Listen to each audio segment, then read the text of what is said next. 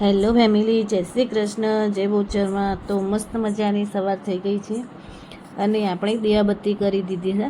દિયાબત્તી કર્યા પછી આખા ઘરનું વાતાવરણ મસ્ત પોઝિટિવ થઈ જાય છે આપણું। જો દિયાબત્તી આપણે ના કરવાની હોય ને તો એમ જ લાગે જાણે કંઈ કામ જ નથી અને કંઈ કામ કરવાનું હોય પણ આપણને મૂડ આવતો જ નહીં। તો હવે આપણે દિવસની સાફ સફાઈ સાથે દિવસની શરૂઆત થઈ ગઈ છે। તો આજે બધા જ બેડની ચાદરો ધોવાની હતી, તો એ પલાળીને મૂકી દઈએ ને એટલે એ બપોર પછી ધોઈ દેવાય। પલાળીને રાખીએ ને તો મેલ પણ ફટાફટ કપાઈ જાય। દરેક સ્ત્રીને એવી આદત હોય જ છે કે કોઈ બી ડ્રેસની કે પાર્સલની થેલીઓ કે શાકભાજી લાવ્યા હોય તો એની થેલીઓ ભેગી કરી રાખવાની। તો કોને કોને મારા જેવી આદત છે, આપણને એમ જ થાય કે આ થેલીઓ કામ આવશે, કંઈ કામ હશે તો એમાં આવશે, એટલે બેડની નીચેથી જ આપણને એવી કેટલીય થેલીઓ મળી જાય। તો તમે જોયું જ હશે કે મારા બેડની નીચે પણ કેટલીય થેલીઓ એવી નીકળી હતી કે જેમાંથી એક મોટી થેલીમાં પછી ભરી દીધી હતી। તો બેડ ઉપરથી ગાડલું લઈ લીધું હતું ને તો નેન્સી આખા બેડને સરસ પહેલાં ભીના કપડાથી લૂછી દીધો અને પછી કોરા કપડાથી લૂછી દીધો હતો। પછી થોડું કોરું થયું ને બેડ ઉપરથી એટલે એણે સરસ જો ગાડલું પાથરી દીધું હતું અને એના પર બીજી ધોયેલી ચાદરે પાથરી દીધી હતી। અને જે તમને ઉપર દુપટ્ટાનું બસકું વધેલું દેખાય, ઓમ કૃષ્ણાય વાસુદેવાય હરિયે પરમાત્મને પ્રણત ક્લેશનાશાય ગોવિંદાય નમો નમઃ। હેલો ફેમિલી, ગુડ મોર્નિંગ, જય શ્રી કૃષ્ણ, જય બોચરમાં। કેમ છો બધા? મજામાં ને? આઈ હોપ તમે બધા જ મજામાં હશો। અમે પણ મજામાં છીએ અને મારા પ્રભુના ચરણોમાં પ્રાર્થના છે કે તમે ને તમારો પરિવાર ખૂબ જ સુખી હોય, સ્વસ્થ હોય અને સુરક્ષિત હોય। જો માનસિક શાંતિ જોઈતી હોય ને તો બધું જાણવાની કોશિશ નહીં કરવાની। તો થઈ ગયા છે 11:11। તો હવે આપણે રસોઈની તૈયારી કરીશું। તો આવી જાઓ રસોડામાં, મારી જોડે તમે કન્ટિન્યુ રહેજો। તો હવે આપણે આવી ગયા હતા રસોડામાં રસોઈ કરવા માટે, પણ રસોડામાં ડબ્બામાં જોયું હતું તો પછી રોટલીઓ આગલા દિવસની 2 દિવસની એમ કરીને થોડી રોટલીઓ બચી હતી। તો એમાંથી મેં 2 રોટલી જો કૂતરા માટે કાઢી લીધી, વાડકીમાં કાબરોનો કાગડાઓ માટે કાઢી લીધી હતી અને પરવરને બધું પલાળવા માટે મૂકી દીધું હતું કે જે પલાળીને પછી આપણે એને બનાવવાનો તો ટાઈમ થઈ જ ગયો છે, પણ પહેલાં આપણે જો કાબરોને રોટલી ખવડાવી દઈશું।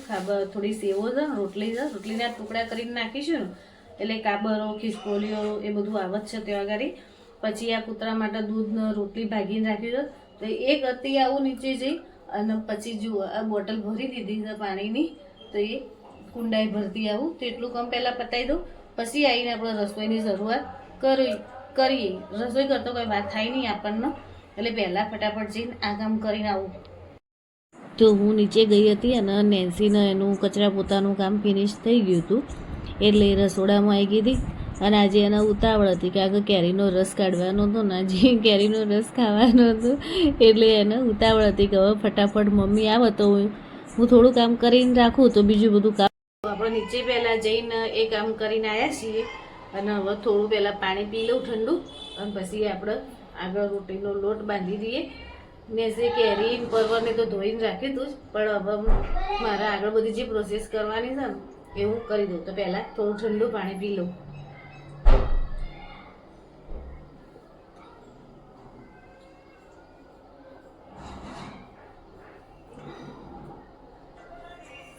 તો હવે પહેલાં આપણે રોટલીનો લોટ બાંધી દઈએ, એટલે રોટલીનો લોટ થોડી વાર પડે તો રોટલી એ સારી થાય આપણી પોચી મસ્ત। પછી કેરીનો રસ કાઢીને એનો ફ્રીજ ભેગું કરી દઈશું। પછી છેલ્લે આપણે શાક વઘારવાનું છે। પરવરનું શાક થતાં વાર ના થાય, એ તો સહેજે 10-15 મિનિટ ભરાણી થાય શાક થતાં, તો એટલે એ પછી કરીશું। પણ પહેલાં હું રોટલીનો લોટ બાંધીને મૂકી દઉં ને એટલે એ પલળતો થાય। તો રોટલીનો લોટ બાંધવા માટે આપણે કથરોટમાં લઈ લીધો હતો અને જે તેલનું લોટી હોય ને એ આજે આપણે ધોવાની હતી, એટલે એ લોટની અંદર એ તેલનું ડબલું ને લૂસાઈ જાય ને તો પછી આપણને ધોવામાં તકલીફ ના પડે। અને જો સરસ આપણે લોટ બાંધી દીધો હતો અને ન પરે આપણે પાણી છોટીને રાખ્યું હતું કે જેથી કરીને આપણો મસ્ત લોટ પલળી જશે। અને એટલામાં પછી આપણો જે સેવાનો વાસણ હતો એ આપણે ધોઈ દીધો હતો. જો પિતાંબરીથી મેં ધોયા હતા ને એવા મસ્ત ચકચકાટ વાસણ થઈ ગયા હતા. વાસણ મૂકીને પહેલાં આપણે કેરી જ હાથમાં લઈ લીધી હતી. પણ આ કેરીમાં કેવું હતું કે જે બધી કોલ્ડ સ્ટોરેજની રાખેલી હોય ને એ જ અત્યારે આવતી હોય. સિઝનનું તો જે ફળ આવવાનું હોય ને હજુ તો ઘણી વાર હતી, કારણ કે તો વૈશાખ મહિનો ચાલુ થશે ને પછી જ આપણે જેવી જુઓ ને એવી કેરી આવશે. અત્યારે તો જે બધી કોલ્ડ સ્ટોરેજમાં રાખેલી હોય એ કેરીઓ આવે એટલે એ ફીકી હોય અને ખાટી હોય. જે ટેસ્ટ આપણને પ્રોપર આવવો જોઈએ ને કેરીના રસમાંથી એ અત્યારે ના આવતો હોય. એટલે આપણે એના અંદર ખાંડ નાખવાની, મીઠું નાખવાનું ને એ રીતે કરીને પછી આપણે રસ તૈયાર કરવો પડે કે જેથી કરીને આપણને ભાવે રસ. બાકી જે બરાબર કેરીઓ આવશે ને તો હજુ વાર લાગશે. પણ જો થોડું કલરે નાખી દીધો હતો અને આવી રીતે સરસ મસ્ત રસ કાઢીને આપણે મૂકી દીધો હતો. તો હવે આપણે કાર્યક્રમ બદલાઈ ગયો તો શાક કરવાનો, કે જે પહેલાં પરવળનું શાક કરવાનું નક્કી કર્યું હતું ને એ હવે આપણે કરી લઈશું બટાકાનું. નેન્સી કે મમ્મી રસ કાઢવાનો હતો તો પછી કે તું આજે બટાકાનું શાક જ કરજે. તો જો આપણે તેલની લોટી ધોઈ મસ્ત અંદર ચોખ્ખું તેલ અંદર ભરી દીધું હતું કે હવે આપણે બટાકાનું શાક વઘારવાનું હતું એટલે તેલની તો જરૂર પડવાની જ હતી. અને મેં મસાલિયું સવારે ધોઈને રાખ્યું હતું ને તો એની અંદર આપણે બધા મસાલા હવે ચોખ્ખા મસાલા ભરી દઈશું. મસાલિયાની અંદર કરતા હોય ને એટલે એકબીજામાં તો ઢળાવાના જ હતા.